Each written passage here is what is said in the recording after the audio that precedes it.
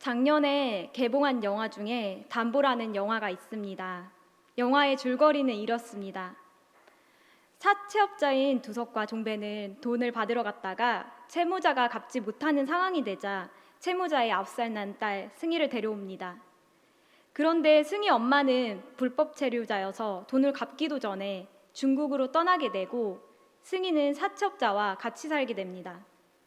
어느 날 승희는 아저씨들에게 담보가 뭐냐고 묻는데 두석은 다음에, 보물이 된다라고 담보의 뜻을 설명해 줍니다.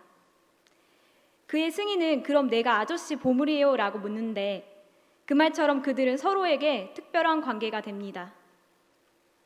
그런데 가족이 되지 얼마 지나지 않아 두석이 행방불명이 되고 몇 년의 수소문의 끝에 승희는 두석과 재회하게 됩니다. 이때 승희는 이젠 아저씨가 내 담보야 라고 말하는데 비록 그들의 처음은 사채업자와 담보로 만난 사이였지만 영화 말미에 그들은 서로가 서로에게 특별한 존재, 즉 가족이 되었고 더 나아가 이제 승희는 두석에게 은혜를 갚고자 하기까지 합니다. 은혜란 단어는 우리가 자주 사용하고 있는 말입니다. 예수 그리스도 안에서 우리에게 주신 하나님의 은혜의 핵심은 구원입니다. 구원은 하나님의 은혜에 의하여 죄로 말미암아 죽을 우리가 예수 그리스도를 믿음으로 하나님과 화목하게 되는 것을 말합니다. 바울은 이 구원에 이르는 과정과 구원 이후에도 함께한다는 것을 강조하고 있습니다. 우리는 삶이 좋은 방향으로 흐를 때 구원을 말합니다. 우리는 육체적으로 건강할 때 하나님의 은혜이고 세상의 기준 맞추어 성공한 삶을 살아갈 때 하나님의 은혜라고 생각하게 됩니다. 이런 기준의 시선에 맞추어 가야 할까요? 여러분, 하나님의 은혜에 대해 어떻게 생각하십니까? 선한 일을 행하여야만 받을 수 있다고 생각하십니까? 하나님의 은혜는 어떤 일을 해야만 혹은 노력해야만 받을 수 있습니까? 그렇지 않습니다. 흔히 우리는 선한 일을 행하였을 때 하나님의 은혜를 말합니다. 그런데 선한 일을 하지 못하였을 때는 하나님의 은혜가 없을까요? 우리는 어떤 일을 해야만 하나님의 은혜를 말합니다. 그렇다면 어떤 일을 하지 못하였을 때 하나님의 은혜가 없습니까? 결코 그렇지 않습니다. 이처럼 하나님의 은혜를 공로로 생각하는 경우가 있습니다. 이 세상에는 은혜에 대한 정의들이 있는데 바울을 통해 하나님이 말씀하시는 은혜와 무엇이 다를까요? 세상을 살다 보면 하나님의 사랑과 은혜를 잊고 사는 분들을 마주할 때가 있습니다. 자신의 힘으로 모든 것을 이루어왔으며 앞으로도 자기 힘으로 모든 것을 할 수 있다고 생각합니다.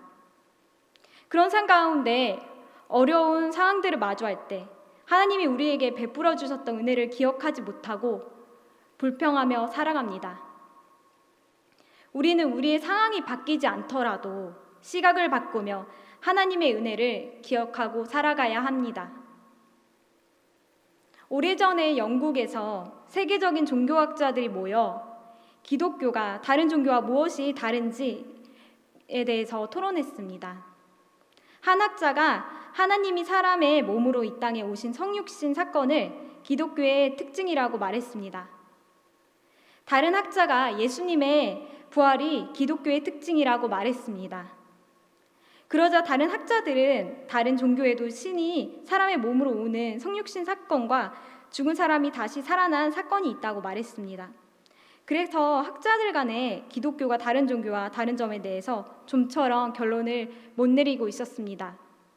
그때 기독교 작가였던 C.S. 루이스가 회의장에 들어왔고 이렇게 말했습니다. 그 답은 간단합니다. 그것은 은혜입니다. 라고 대답했습니다. C.S. 루이스의 말처럼 은혜는 기독교가 가지고 있는 고유한 특징입니다. 은혜를 빼놓고서는 기독교를 이야기할 수 없습니다. 그렇다면 우리는 어떻게 하나님의 은혜를 느낄 수 있을까요? 어려움이 없는 지인들에게 어떻게 하나님의 은혜로우신 분임을 알게 해줄 수 있을까요? 주님께서는 본문 말씀을 통해서 우리에게 사도 바울을 통해 하나님의 은혜가 어떠한 것인지 말씀하십니다. 그리고 우리가 그분의 은혜를 경험하길 원하십니다. 이제 이 말씀을 성경을 통해 다시 한번 경청하십시오. 오늘 본문에서는 첫 번째로 하나님께서는 은혜는 하나님의 선물이라고 말씀하십니다. 고린도전서 15장 8절 말씀입니다. 맨 나중에 만삭되지 못하여 난 자 같은 내게도 보이셨느니라. 사도 바울은 교회를 박해하였던 자였기에 자신을 사도들 가운데 가장 작은 자, 사도로 불릴 자격 없는 자라고 고백합니다. 그가 사도로 세워지게 된 것은 모두 하나님의 은혜였습니다. 바울은 하나님께서 베풀어 주신 은혜를 생각하며 다른 사도들보다 더 많이 수고하였습니다. 그러나 그런 모습들은 자신의 공로로 돌리는 것이 아닌 하나님의 은혜라고 고백합니다. 찬송가 나 같은 죄인 살리신을 작곡한 존 뉴턴은 1725년 런던에서 부유한 선장의 아들로 태어났습니다. 그리고 나중에 노예선의 선장이 됩니다. 그는 노예 선장을 하면서 인간으로서 끔찍한 많은 죄를 지었습니다. 그런데 1748년 아프리카 노예들을 싣고 대서양을 지나 런던으로 돌아온 중에 큰 폭풍우를 만납니다. 그리고 그 일을 통해서 회심을 하게 되고, 그리고 그 이후에는 성장을 그만두고 나중에 성공의 목사가 됩니다. 그리고 나중에 영국 의회 의원으로부터 노예 폐지 운동을 이끌었던 윌리엄 리퍼브스나 선교사 윌리엄 캐리 등에게 큰 영향을 미칩니다. 그리고 1979년에 자신의 노예 선장 때의 죄를 회개하면서 찬송가 나 같은 죄인 살리신의 가사를 작사합니다. 존 뉴턴은 82세를 사는 동안 하나님의 은혜로 살아왔음을 고백합니다.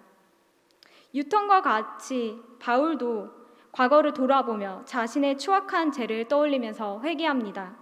그리고 하나님의 은혜로 변화되고 살아왔음을 고백합니다. 하나님께서는 부족한 부분들이 있었던 뉴턴과 바울에게 하나님의 은혜를 선물로 주셨던 것처럼 저와 여러분도 하나님이 선물로 주신 은혜를 누리시길 소망합니다. 두 번째로 하나님께서는 우리 모두에게 하나님의 은혜가 있다고 말씀하십니다.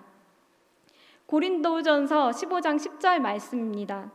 그러나 내가 나된 것은 하나님의 은혜로 된 것이니 내게 주신 그의 은혜가 헛되지 아니하여 내가 모든 사도보다 더 많이 수고하였으나 내가 한 것이 아니요 오직 나와 함께 하신 하나님의 은혜로라. 바울은 나의 나된 것은 다 하나님의 은혜로 되었다고 고백합니다. 그렇습니다. 우리 모두 하나님의 은혜로 말미암아 죄와 사망에서 구원함을 받았습니다. 하나님의 은혜로 하나님의 백성이 되었으며 하나님의 은혜로 지금까지 살아왔습니다. 다니엘 대포가 로빈슨 크루소를 쓴 것은 감옥에서였습니다.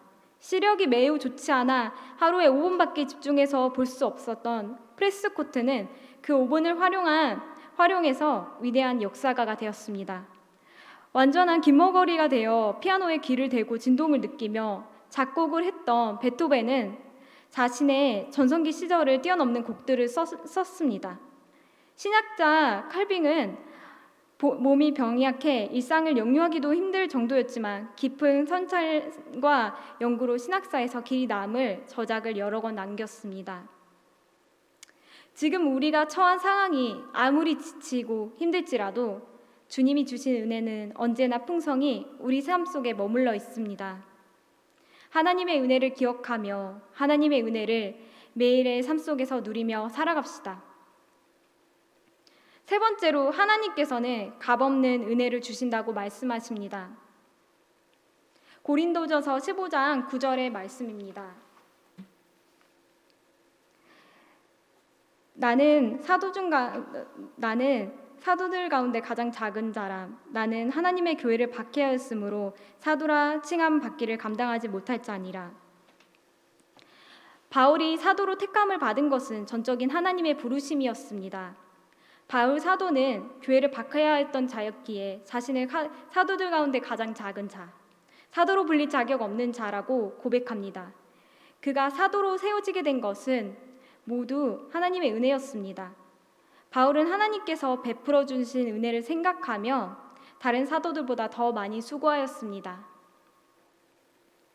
스웨덴의 레나 마리아는 태어날 때부터 두 팔이 없고 한쪽 다리가 짧은 중증 장애인이었습니다. 독실한 신앙을 가진 부모는 그녀를 잘 양육했습니다. 그로 인해 그녀는 스톡홀름대 음대를 졸업하고 미국에서 가스펠송을 공부하고 복음성가 가수로 활동하게 되면서 그녀는 이 모든 것이 하나님께서 값없이 주신 은혜라고 고백합니다. 이처럼 하나님께서는 값없는 은혜를 여러분에게도 주십니다. 그 값없는 은혜를 누리시길 소망합니다. 어느 날 한 전도사가 소록도를 방문해서 한센병 환자들과 함께 예배를 드렸습니다. 예배 후 통성 기도 시간에 옆에서 한 형제가 통곡하며 투박한 충청도 사투리로 기도하고 있었습니다. 하나님, 이 크고 놀라우신 하나님의 은혜를 어찌다 갚는데요? 울면서 간절히 기도하는 모습에 도대체 얼마나 큰 은혜를 받았기에 그러나 하고 그를 자세히 쳐다보자 그의 한눈은 골마서 없어졌고 귀와 코는 문드러서 형체를 알아볼 수 없었습니다. 입은 돌아간 상태였고 손가락은 다 없어져 뭉뚱한 두 팔뚝만 보였습니다. 그 팔뚝으로 예배당 바닥을 치면서 하나님의 은혜를 어찌다 갚느냐 하며 울며 기도하는 것을 보고 전도사는 충격을 받아 그를 붙잡고 함께 통곡하며 기도했습니다. 예배 후에 그에게 물었습니다. 도대체 어떤 은혜를 그렇게 받으셨나요? 그가 말했습니다. 제가 병들자 제일 먼저 7년 연애하고 결혼한 아내부터 나를 떠났고 곧 형제들도 나를 떠났고 나중에 저를 보고 눈물 짓던 부모님도 저를 떠났습니다. 그래서 죽으려고 했는데 그때 하나님이 저를 만나 주셨습니다. 하나님은 찬송할 때마다 저를 반겨주셨고 성경을 펼칠 때마다 저를 위로하셨고 말씀을 들을 때마다 저에게 용기와 희망을 주셨습니다.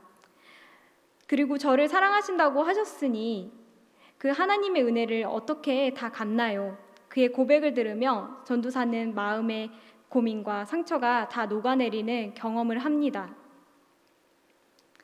이처럼 하나님의 은혜는 우리의 노력이나 대가를 얻어지는 것이 아닌 자격 없는 우리에게 주어지는 것입니다. 그 증거는 십자가에 있습니다. 십자가에서 죽으신 예수님께서 죽음을 이기시고 부활하사 우리에게 영원한 생명을 주셨기 때문입니다. 자격 없는 우리에게 주시는 하나님의 은혜를 기억하며 성도님들의 삶이 하나님의 은혜로 살아가는 자들임을 기억하십시오. 기도하겠습니다.